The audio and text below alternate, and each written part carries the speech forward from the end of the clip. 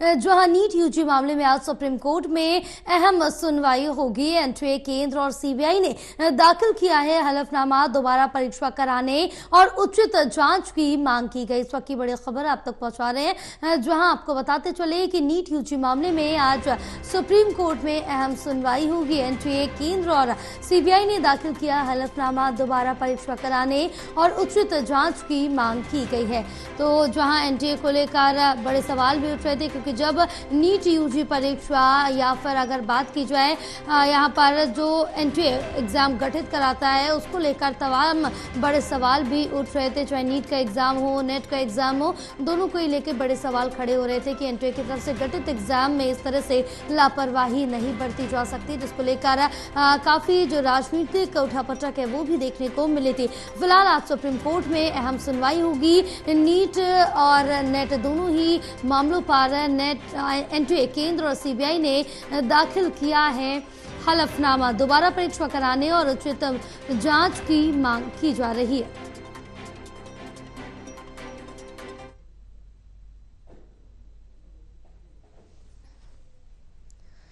तो इस वक्त की बड़ी खबर आप तक पहुंचा रहे हैं, जहां आपको बताते चले कि आज नीट और यूजीसी नेट मामले पर सुप्रीम कोर्ट में महत्वपूर्ण सुनवाई है और एनटीए केंद्र और सीबीआई ने दाखिल किया है हलफनामा, दोबारा परीक्षा कराने और उचित जांच की मांग की गई है कि इस मामले पर उचित जांच की जाए, फिलहाल परीक्षा को दोबारा कराया जाए। और इन दोनों को ही लेकर इस पर जो याचिका है वो दाखिल की गई। आज सुनवाई में देखना होगा कि क्या कुछ सामने आता है, कोर्ट का क्या कुछ फैसला रहता है। फिलहाल आज सुनवाई होगी, नीट और यूजी मामले पर आज सुनवाई की जाएगी। तो बड़ी अपडेट आप तक पहुंचा रहे हैं, जहां नीट और नेट दोनों ही एग्जाम में जो धांधली देखने को मिले थे, जिससे जो छात्र थे काफी खासा नाराज नजर आ रहे थे, जिसके बाद अब यहाँ पर जो मामला है वो कोर्ट पहुंच चुका था, जिसके बाद अब यहाँ पर जांच शुरू हो गई है। इस पूरे मामले को लेकर आज सुनवाई की जाएगी। सुप्रीम कोर्ट में अहम सुनवाई है।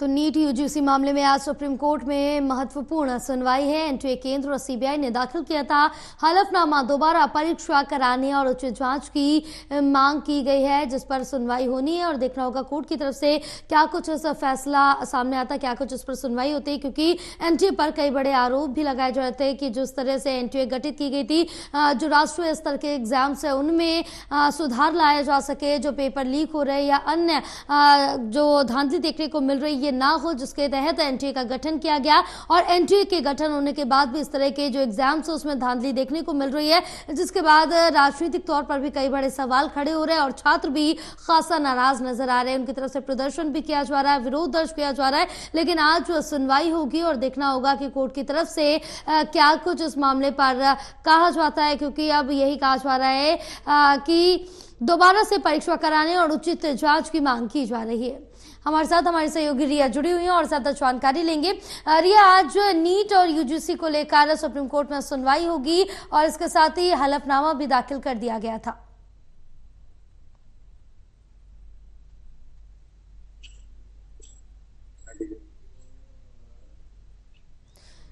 रिया, अब तक आवाज पहुंच रही है हमारी? अरे यार, एक ही फोन।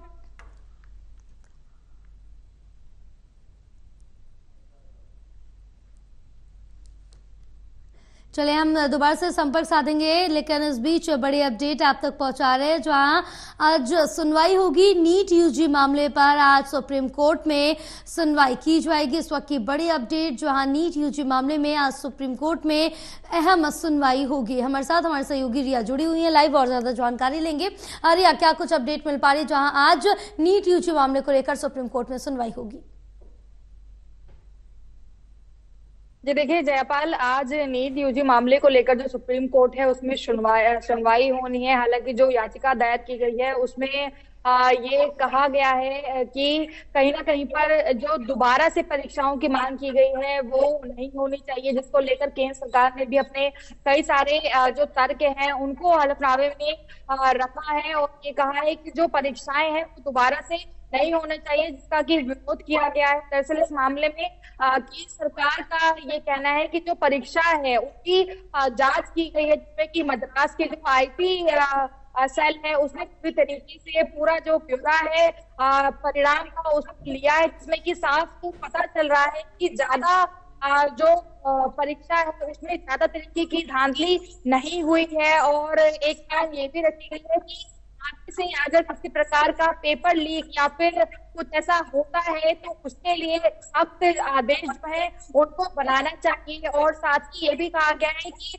इसरो के जो पूर्व चेयरमैन रह चुके हैं कृष्णा आनंद की में एक एसआईटी की टीम है उसका गठन होना चाहिए, ताकि वो गहनता के साथ इस पूरे मामले की जांच कर सके। तो इस तरीके के जो तर्क हैं वो हलफनामे के अंदर रखे गए हैं। लेकिन वहीं पर अगर छात्रों की बात करेंगे तो सुप्रीम कोर्ट में जो याचिका है वो छात्रों के माध्यम से भी लगी हुई है, जहां पर की मांग है 12 से जो एग्जाम है उसको होना चाहिए। लेकिन केंद्र सरकार इसका विरोध कर रही है और केंद्र सरकार का सीधे तौर पर ये कहना है कि अगर पूरे मामले में अगर कोई भी नकल या फिर किसी तरीके की भी धांधली पाई जाती है तो उस पर बहुत बड़ा जो एक्शन है पूरी तरीके से उसके रिजल्ट को रद्द कर दिया जाएगा और आगे चलकर कोई भी जो मौका एग्जाम का वो नहीं दिया जाएगा। तो सरकार तरीके से ये कहती नजर आ रही है कि इसमें जो भी नीट की परीक्षाएं वो सख्ती से इन पर जानकारी ली जा रही है, इस पर जांच हो रही है। ऐसे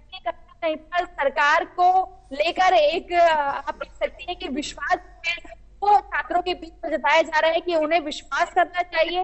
लेकिन छात्रों की मांग लगातार यही आ रही है कि जो परीक्षाएं हैं उनको रद्द कर दोबारा से लेना चाहिए। लेकिन आप दोनों की तरफ के तर्क है वो काफी मजबूती से रखे जा रहे हैं। तो सुप्रीम कोर्ट किस फैसले पर पहुंचता है और किस तरीके से अपना फैसला है या जो अपना निर्णय है वो सुनाता है, जैसे ही बारे में पता चलेगा वैसे ही छात्रों को इसकी जानकारी और दर्शकों को जो है इसके बारे में जो भी जानकारी होगी वो आगे बढ़ाई, क्योंकि इससे पहले भी हमने देखा कि एनटीए जो कि पूरा कराता है नेशनल टेस्टिंग एजेंसी, उस पर भी कई सारे सवाल किए हैं।